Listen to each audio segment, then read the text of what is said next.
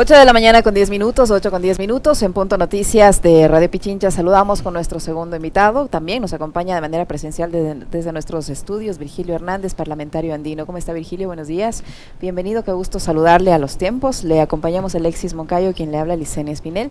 Antes de empezar a hablar de su libro, que nos cae perfecto en estos momentos de coyuntura política, yo quisiera su comentario respecto a al tema que tratamos en la entrevista anterior, 40 años de la Guerra de las Malvinas, un conflicto que no se termina de resolver y que mantiene a un país vigente luchando por lo que consideran justo y esta reivindicación territorial, el terminar con el colonialismo y todo lo que escuchamos en la entrevista anterior. ¿Cuál es su opinión al respecto? Y también quisiera posteriormente su opinión respecto a la coyuntura política que vive el Ecuador. Usted sabe los problemas de inseguridad terribles que tenemos y cambios en el equipo de gobierno del presidente de la República, que ha metido la pata en constantes ocasiones en declaraciones públicas, y ahora tiene pues un nuevo secretario de Comunicación. Buenos días, bienvenido.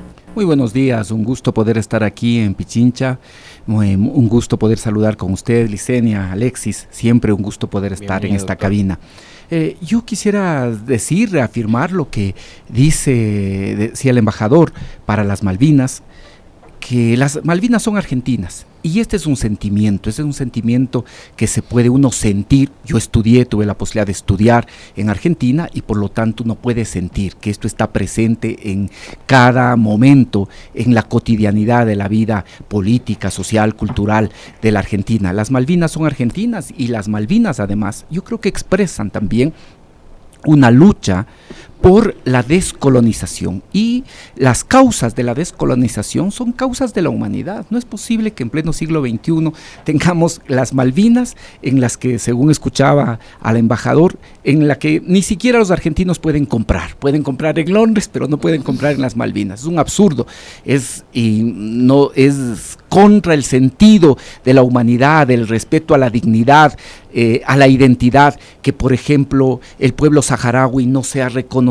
como una república árabe independiente. Esto es contra el sentido de lo que buscaríamos como humanidad, de tal forma que toda la solidaridad, toda la convicción también, porque efectivamente un día sean plenamente las Malvinas argentinas. Me parece que esto es lo mínimo que ahora podemos exigir, así como apoyar todos los procesos de descolonización que en este momento aún persisten en el siglo XXI. El embajador hablaba, bienvenido primero, doctor, qué gusto Alexis. Tenerle acá. Como siempre es un placer conversar con usted. El embajador decía, es bastante hipócrita la posición, por ejemplo, de Reino Unido, con respecto al tema Malvinas y el tema Ucrania-Rusia. Yo sumaría uno más, el tema Palestina, ¿no? Poco dice la comunidad internacional de la ocupación territorial de Israel en territorio palestino. Así es. Pero hay algo más, y que es una palabra de la cual además se han apropiado sectores de la élite, no solo en el país, en la región, sino en el mundo entero, que es la libertad. En juego está también la libertad. Y se apropiaron, nos hablan mucho de libertad, pero la libertad con esas condiciones que nos impone, por ejemplo, lo que usted decía hace un momento, ¿no? Vivir con esta herencia del coloniaje y de imperios que datan de hace siglos atrás. Sí, y además lo que vale decir que en el derecho internacional se ha ido imponiendo también la fuerza de quienes son más fuertes. Son las razones de quienes son más fuertes. Esto es así, esto es lo que sucede en Naciones Unidas. Cuando hablamos de las Malvinas, no podemos nosotros olvidar que mientras ahora tantas veces se apela a la OEA, se apela al sentimiento americano, sin embargo, hace 40 años, lo que hizo los Estados Unidos es dar las espaldas a las Américas y básicamente actuar como parte de la OTAN. ¿Sí? Entonces es esa hipocresía que marca ahora las relaciones internacionales, y finalmente por encima de los discursos que puedan hacerse, sigue prevaleciendo la razón del más fuerte. Esto es lamentablemente lo que nosotros vivimos, y esto uno puede también explicarse ahora frente al conflicto que vive precisamente el mundo, porque a todos nos repercute el conflicto entre Rusia y Ucrania. A todos los países latinoamericanos somos afectados, por ejemplo, porque suben los precios de los insumos agrícolas, de tal manera que nos afecta a todos. Pero ahí también ¿sí? Hay cosas que se condenan, pero otras cosas en las que los países que controlan el Consejo de Seguridad de la ONU se tapan los ojos, ¿no? Como todos los hechos que ustedes han relatado, el tema palestino, el tema de la República Árabe Saharaui, pero también incluso todas las agresiones fascistas, neofascistas, que durante años se han perpetrado desde la propia Ucrania a personas, a individuos, a poblaciones que se sentían con identidad rusa. De tal forma que hay ahí un tema muy complejo y nuevamente vemos esta doble moral de las grandes potencias, ¿no? En unos casos condenan, tienen una voz supuestamente firme, pero en otros, en cambio, esconden también razones, principios como los que aquí hemos mencionado, el caso de las Malvinas, el caso de Palestina, el caso de la República Árabe Saharaui, que son expresiones también de esta lucha contra el coloniaje. Virgilio, ahora sí vamos al tema nacional. Yo le decía que tenemos un presidente absolutamente debilitado, al menos, bueno, así reflejan las encuestas, no tiene más allá del 10-14% de aceptación o de credibilidad, si se puede decir así, con serios problemas, además con alocuciones que lamentablemente no le dan buenos resultados, ha metido la pata cada vez que habla, y una de las últimas es este sentido de que ha invertido muchísimo dinero, miles de millones de dólares en pagar sueldos, por ejemplo, para hacerle uno de los señalamientos de lo que ha dicho. ¿Cómo entender este momento político que vive el Ecuador y con estos cambios que hace ahora el presidente de la República? Se le fue su último secretario de comunicación porque no hayan la manera de comunicar algo que no existe. Sí, es que el problema no está en la comunicación.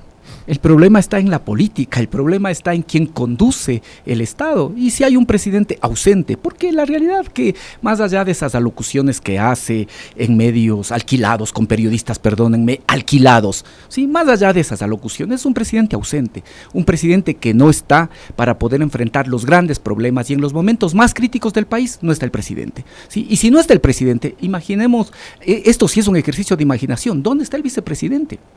¿Qué hace el vicepresidente? ¿Cómo son las relaciones entre presidente y vicepresidente? De eso no conocemos absolutamente nada. Entonces, ¿cómo se va a poder comunicar? Si en la práctica hay un presidente ausente, ausente de las grandes decisiones, ausente de los grandes problemas, ausente de la necesidad que tiene el país de respuestas de parte del poder político. Hay un presidente insensible. Un presidente al que no le duele el dolor ajeno, al que no le duele la situación del país. Y por eso símbolos como estos de jugar con la llave de la casa de una futura beneficiaria, porque ni siquiera es la beneficiaria, es una futura beneficiaria, juega con la llave. Es un gesto que realmente repudia a la conciencia ciudadana, ¿no? O esta misma imprecisión de ya dar el pésame a una policía que todavía está, y esperemos que efectivamente logre sobrevivir. O haberle dado la espalda a Elizabeth Otavalo. Ahora le ha dado la espalda a Elizabeth Otavalo. No, es un presidente insensible. Esta es la grandilocuencia de aquellos que tienen la arrogancia del poder económico, que piensan que todo podían solucionarlo comprando, todo podían solucionarlo en el mercado, y ahora se dan cuenta que eso no es posible, y por lo tanto lo que hacen es dar la espalda a la realidad. Y yo creo que un elemento importante es también decir que no solo es un presidente ausente, que no solo es un presidente insensible, sino que es un presidente incapaz. Estos errores que ustedes han señalado lo que demuestra es su poca capacidad no solo para entender la situación, es decir, le falta inteligencia emocional, pero también le falta capacidad para poder tener conocimiento de cómo enfrentar la situación de seguridad, la situación de reactivación económica, la situación económica, de la situación social, no tiene la menor idea. Confundir el gasto de inversión con gasto corriente, ya esto nos puede pasar a cualquiera, pero no al presidente de la República. Entonces, esto es importante porque además ayuda, digo yo, a descolonizar la memoria. Porque muchas veces creemos y decimos, no, si esta persona pudo llevar adelante un banco y convertir a ese banco en uno de los principales del país, esta persona va a tener la capacidad para poder resolver los problemas del país. ¿Y con qué nos hemos encontrado? Con lo que en este momento vivimos, una situación en la que el 12-13% de ecuatorianos cree en el presidente Lasso y un 85-86% de personas no creen ya en la gestión del presidente Lasso. Esta es la realidad de lo que vivimos en este momento. Entonces, creo que esto es fundamental, pensar que es un presidente ausente, insensible, incapaz, y esto es es importantísimo que todos tengamos presente, hay que descolonizar la memoria. ¿Por qué se mantiene el presidente? Porque al mismo tiempo ha instaurado un Estado policial, un Estado plutocrático y además un Estado basado en el poder de los grandes medios de comunicación. Esta es la realidad. Pero luego es un presidente impopular, un presidente desagradable. No sé si a ustedes les pasa. Ustedes están obligados. No, yo no vi la entrevista. Ayer tomé la decisión de no ver. Sí, también hay y porque además a mí por separado irle a Carlos Vera y a Lazo me parece que es ya un momento grotesco. Sí, y verles juntos peor todavía. Después de las imágenes, claro, que además, es esto de que los hablabas, ¿no? La arrogancia del poder. Entonces esa arrogancia del poder se expresa en el caso de Carlos Vera, ¿sí?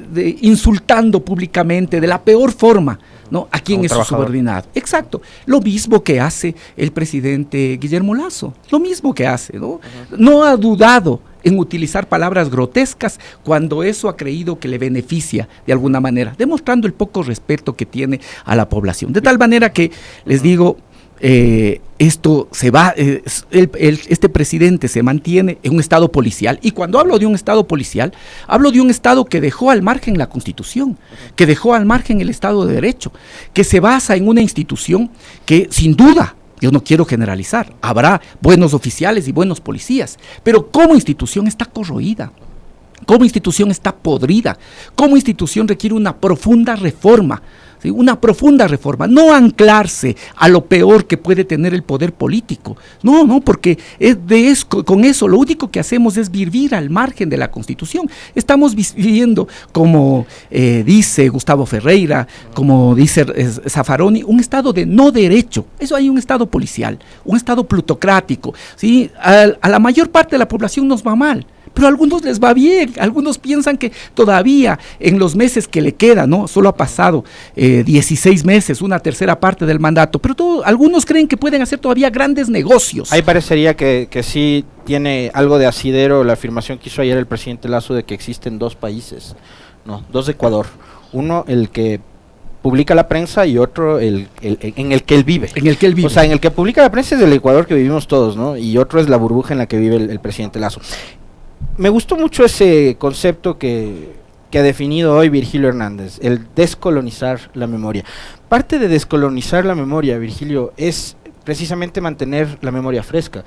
Y la memoria fresca se mantiene cuando se relatan acontecimientos de esa historia en libros, ¿no? Y los libros siempre nos llevan a momentos y pasajes digamos, épicos, históricos, emocionantes, pero también a momentos trágicos. Y hoy Virgilio Hernández va a presentar el libro Rebelión, Crónicas de un delito inexistente, que tiene que ver con el relato que hace nuestro invitado de lo que pasó antes, probablemente durante y después de octubre del 2019. Han pasado 3 años. No le voy a pedir que nos haga un spoiler de lo que contiene el libro, porque van a tener que comprarlo para leerlo. Eso vamos a hacer todos.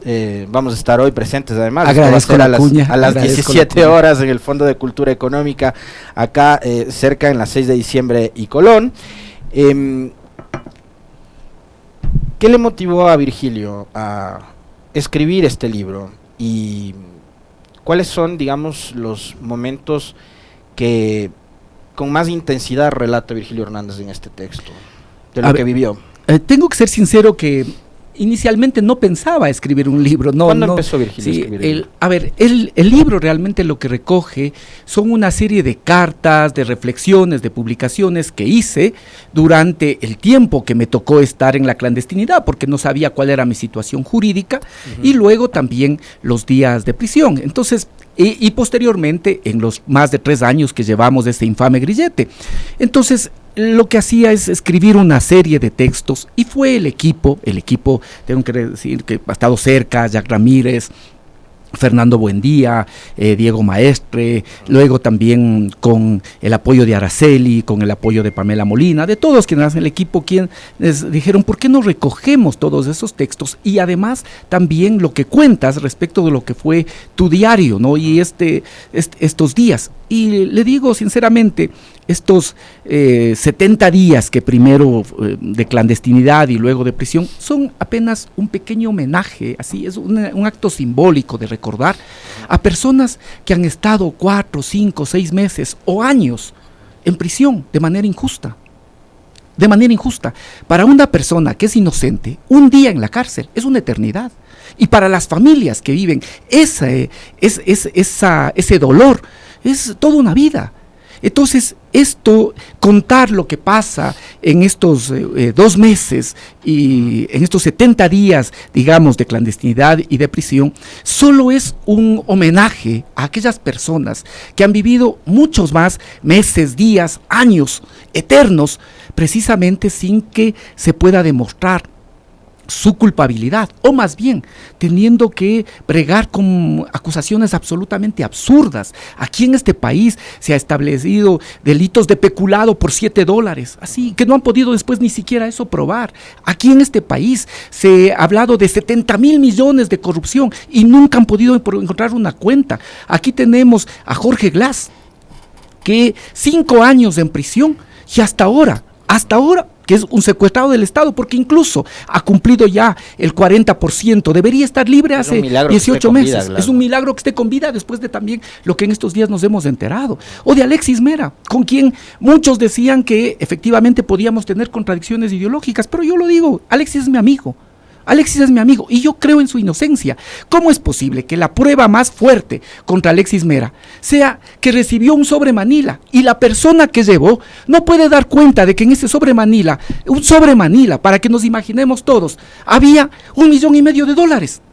O sea, ¿cómo es posible? Pero es que nosotros nos riamos, ¿no es cierto? Es lo que provoca. Pero que los jueces infamemente crean que una persona puede recibir $1,5 millones en un sobre Manila. Hagan el ejercicio. ¿Cuántos billetes son estos? A ver si eso no se... Primero, yo sinceramente creo que no sé si cabe. $1 millón y medio. Yo nunca he visto $1 millón o sea, no, físicamente. Pero me imagino que entrarán en una maleta de equipaje, de viaje, ¿no? En billetes de $100 no alcanzarían. Exacto. O sea, no pero esta es certificados de depósito. Esta de pronto, es, ¿no? ¿cierto? Un recibo como los blanco, de la época de un feriado sobre bancario. Manila. Estas son las pruebas para Alexis Mera. Pero es que, Virgilio, han jugado con la inteligencia de los ecuatorianos, ¿no? Han creído que los ecuatorianos somos estúpidos. Es que creo yo que han tenido todos estos años, en los años de Lenín Moreno y ahora en estos 16 meses de este gobierno, que solo es la continuidad del anterior, ¿sí? Han tenido a los medios de comunicación que han trazado una estrategia, y esa estrategia básicamente ha sido la del anticorreísmo, la de destruir todo lo que sea el correísmo. ¿Y a qué nos ha llevado? A la destrucción del país. Eso es lo que efectivamente se ha destruido, el país. El país ahora se cae a pedazos y tenemos un presidente que se jacta de decir que hay mayor inversión. Digamos que todos nosotros estamos equivocados. Digamos que en los conceptos económicos estamos equivocados, pero debería verse, pues, porque la inversión social no es algo que no se ve, la inversión social se ve y se siente, porque se siente, la reactivación económica es algo que se siente, es algo que se puede medir. Sin embargo, eso no sucede, pero a eso nos ha llevado el odio. Virgilio, usted relata en este texto varios episodios de esta trama de persecución política que se armó en su contra y en contra de otros de sus compañeros también por representar a una organización política o una tendencia política que no es agradable hacia el poder de turno. Pero el presidente de la República, cuando comenzó su gestión, decía que él no va a perseguir a nadie, que iba a dejar de lado la persecución, y en la entrevista de ayer dijo que él no quiere hablar del pasado, que el tema del correísmo para él es, o del presidente Correa, expresidente Correa es pasado. ¿Se ha cumplido eso? De ninguna forma. Aquí no solo es, digo, el Ejecutivo, aquí ha habido una operación de Estado contra los correístas, una operación, no olvidemos que en el periodo legislativo anterior, ¿sí? Ahí había un contubernio para poder sostener esa persecución. Aquí además, digo que existió una operación de Estado porque la Fiscalía ha cumplido un triste papel. Hasta personas que son distantes, críticas a nosotros, han señalado, por ejemplo, y por eso que es importante la memoria, porque la memoria nos permite a veces interpretar también los hechos que hoy suceden. Sí, miren la negligencia con la que actúa Fiscalía en el caso de María Belén Bernal. Sí, ahí él mismo, el posible femicida, ya esto siempre hay derecho a la legítima defensa, pero todos los indicios dicen que puede ser el posible homicida. Él va, denuncia, la fiscalía detecta que hay inconsistencias y contradicciones, ¿sí? Sin embargo, después de las 8 horas le dejan ir, ¿sí? En nuestro caso, para poder poner el caso de rebelión, y en muchos de los otros casos que ha sido contra los correístas, primero se allana, primero se detiene, ¿sí? Dejan pasar no las 8 horas, sino las 24 horas, que es el límite en el que una persona podría estar detenido, y ahí recién se inventan el delito. Delitos tan absurdos como el que se nos hizo a nosotros, de rebelión armada. ¿Sí? Y después no pudieron probar esa rebelión armada, pero es que es absolutamente, yo creo que ahora uno puede incluso reírse del absurdo jurídico. ¿Cómo? Tres personas que no tenían armas y que ya la fiscalía dijo que no encontró armas en alguno de los tantos allanamientos, porque no solo se hizo esos 3 allanamientos, seguramente se hicieron 20, 30 allanamientos, algunos incluso pasaron, ¿no? Algunos televisados, y algunos se hicieron como ejercicios de rutina, es decir, sin autorización de juez. Eso también pasó, pero ya uno se pone a ver y dice, a ver, están acusando de rebelión, como 3 personas, que no han podido probar que tiene vínculo con ninguna fuerza armada, que no pudieron probar nunca vínculo con la policía, con el ejército, con las fuerzas armadas, ¿sí? Que no tenían vínculo orgánico, y así lo decían los principales actores de la movilización, como la transportación y el movimiento indígena, ¿sí? ¿Cómo esas personas podían poner en peligro a la Constitución, la vigencia de la Constitución o el régimen instituido? ¿Pero cómo? Si es que uno solo apela a la lógica. A mí hay algo que me llamó la atención en esos días. La señora María Paula Romo, entonces ministra de Gobierno, en un programa de estos dominicales, conducido por un periodista que es además de los que repite recurrentemente el mismo relato oficial desde hace 5 años, dijo que el correísmo estaba acabado. ¿Ya?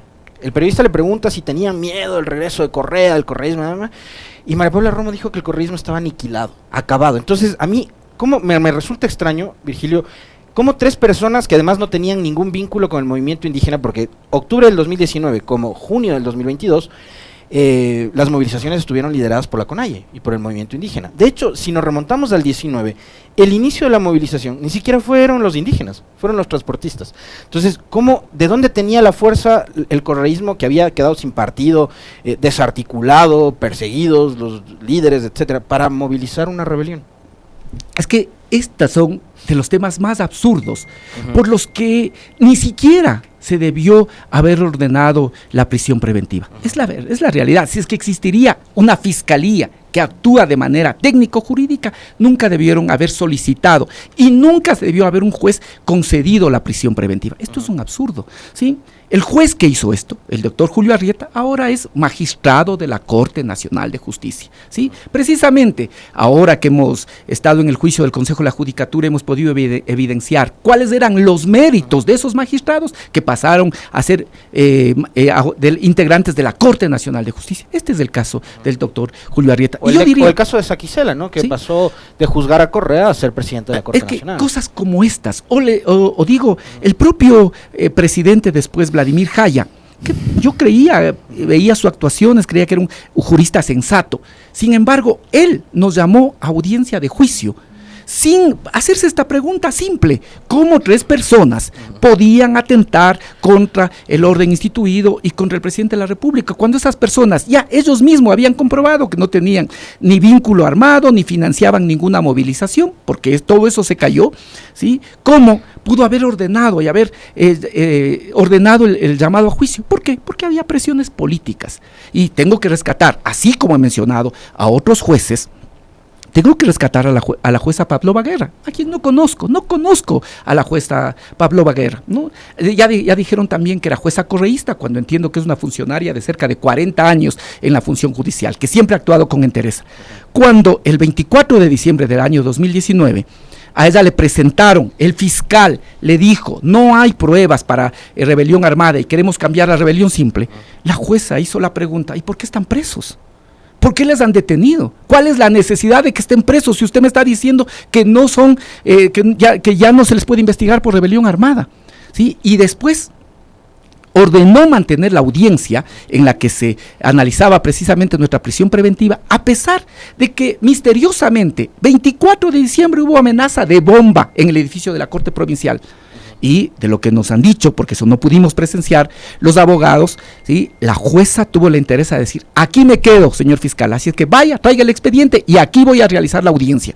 Y en esa audiencia, ¿no? Después de todo el día, ordenó medidas sustitutivas a la prisión preventiva. ¿Por qué? Porque es una jueza que está comprometida con el derecho, mínimamente comprometida con el derecho, que no cede frente a las presiones políticas, como sí sucedió con la Fiscalía, lo que pasaba en la Fiscalía, lo que pasaba en las audiencias de criminalística, que ni siquiera puedo contar expresamente esto, porque todavía aquí no está muy claro si se mantiene o no la reserva del caso, ¿sí? Solo puedo contar aquellos hechos que se hicieron públicos, ¿sí? Entonces, todo es ver esto, cómo actuaba la Fiscalía, ¿no? Hay que decir ahora que a más del fiscal provincial, nosotros teníamos fuero de Corte Provincial por la dignidad de Paola Pavón, prefecta de Pichincha, pero a más de eso, la Fiscalía General puso una delegada directa para que siga el caso. ¿Sí? ¿Qué independencia puede tener para actuar el fiscal provincial si la Fiscalía General pone una delegada directa, que además actuaba de una manera absolutamente arbitraria? Varias veces que yo les llamé la atención que su actuación contradecía principios constitucionales y legales, me amenazaba con sacarme de las audiencias y volverme a prisión. Cosas como esas tuvimos que vivir. A mí me llama la atención algo en particular, Virgilio, y es, durante una década, desde el 96, 97, febrero del 97, hasta el 2005, ¿no? El Ecuador vivió constantes episodios de inestabilidad política, revueltas que tumbaron gobiernos, desde lo sucedido con Bucaram, ¿no?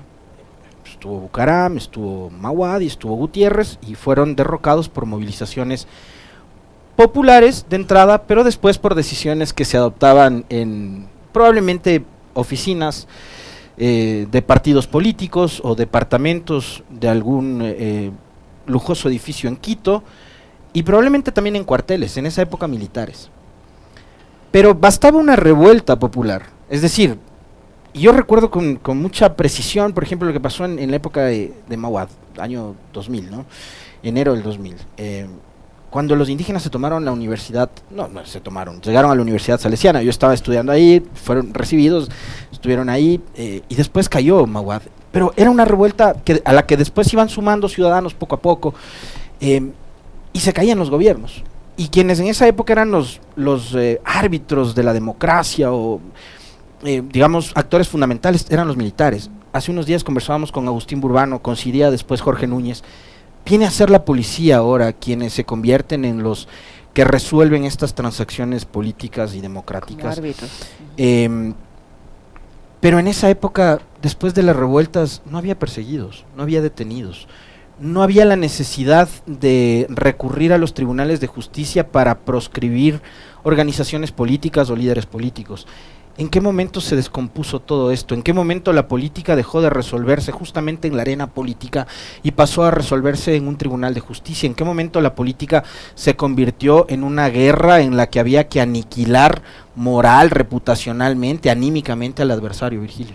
Yo creo que esa es la respuesta que tienen los sectores oligárquicos, que tienen las derechas, frente a los profundos cambios que generan los gobiernos progresistas, porque no solo es en el Ecuador, esto ha sido una ola regional. Entonces, como es imposible negar los méritos, como es imposible negar las obras, como es imposible negar los avances en igualdad, en derechos, lo que hay que hacer es asesinar la reputación. Y entonces todos estos procesos del UFER empiezan precisamente con asesinar la reputación, con buscar desacreditar a quienes lograron cambios importantes para los distintos países y entre esos también el Ecuador. Creo que esto es un elemento fundamental y eso es lo que hemos vivido en estos años de una brutal persecución animada por el odio político propio precisamente del pensamiento fascista, que ha llevado a esto, a la destrucción del país. Y esto es de alguna forma lo que intento colocar en este relato, en este libro. ¿Sí? También es una interpretación, aquí hay una interpretación de los gobiernos de Moreno, del gobierno de Moreno, de los distintos momentos de ese gobierno, también un balance, porque cuando estábamos cerrando la edición de este libro se presentaron los hechos de junio, entonces no pudimos dejar de poner un balance de lo que fue ese proceso. Pero más allá de eso, yo quisiera pedirles efectivamente, sí, que puedan comentarlo, que puedan leer, pero no quedarme solo con lo que puede haber significado el dolor de esos días, de la infamia, de la persecución, de estar 3 años buscando que esto se resuelva judicialmente. Y les digo, creo que a Paola, a Cristian, a mí, nos pesa de todas formas que esto no se haya resuelto en los tribunales, ¿no? Pero estuvimos 3 años esperando que esto se resuelva judicialmente. Bueno, llegó la amnistía y la amnistía nos pudo permitir que ahora podamos nosotros estar en libertad y además sin el grillete, sin estas medidas que eran absolutamente oprobiosas.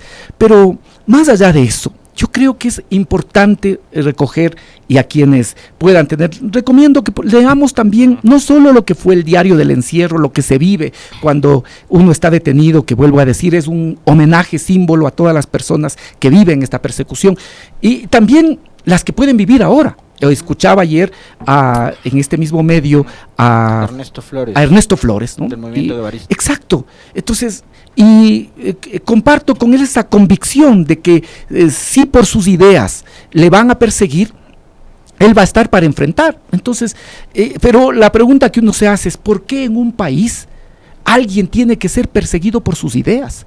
¿Sí? Esto es una brutalidad, esto amenaza a la democracia. Pero al mismo tiempo, digo, más allá de eso, recomiendo leer los aprendizajes, porque uno no puede quedarse solo con el dolor, solo con lo que esto provoca para uno y para las familias, sino también yo quiero poner por delante todo lo que significa este esfuerzo en la lucha por la verdad, a pesar de que ahora todos intenten colocarnos el relato de la posverdad y que los medios nos construyan y nos creen una realidad. Hay que creer en la fuerza de la verdad, hay que creer en la fuerza de la solidaridad, hay que creer en todo lo que es esta capacidad de la gente para sostenerte y también en la fuerza del amor. Yo creo que esto es fundamental. En este momento hay que creer en la fuerza del amor. Y esa fuerza del amor transformador. Esa fuerza del amor que siempre es esperanza.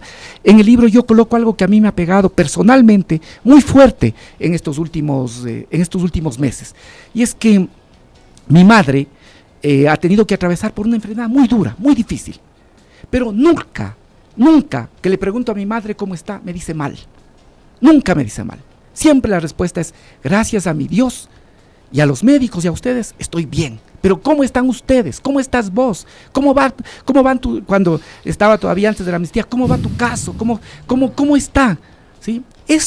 Esa fuerza del amor, que siempre cree en la esperanza, creo que es lo que nosotros tenemos que tener en este momento en el país. ¿Sí? Hay esperanza para no pensar que estamos yendo a un hueco del que no podemos salir. En este país, en esta provincia, en este cantón, siempre podemos tener esperanza, siempre tenemos, y eso solo se hace con el amor. Eso debe servir para transformar la política, para convertir a la política en un escenario en el que debatamos, en el que discutamos, pero en el que no veamos al otro como enemigo, porque si vemos al otro como enemigo, vamos a buscar aniquilar a ese otro. Y eso es lo que ha pasado con los gobiernos de Moreno y de Lasso. Y la respuesta es que mientras más sucede eso, el pueblo, en cambio, cada día más reconoce lo que fue la obra de Rafael Correa, de los correístas, y también creo que reconoce nuestras convicciones y nuestra coherencia. Muchísimas gracias, Virgilio. ¿Dónde se va a poder encontrar su libro para el público? Bueno, ahora ahora se lo va a presentar y después tenemos y queremos que se pueda colocar en distintas librerías para que puedan también acceder todas las personas que lo quieran. Hoy 17 horas en el Fondo de Cultura. Hoy 17 horas en el Fondo de Cultura Económico va a ser la presentación de este libro. Muy bien. Muy bien, todos invitados. Nosotros vamos a despedir esta entrevista. Gracias a Virgilio, el parlamentario andino Virgilio Hernández, que ha estado con nosotros. 8 de la mañana con 43 minutos. Enseguida regresamos.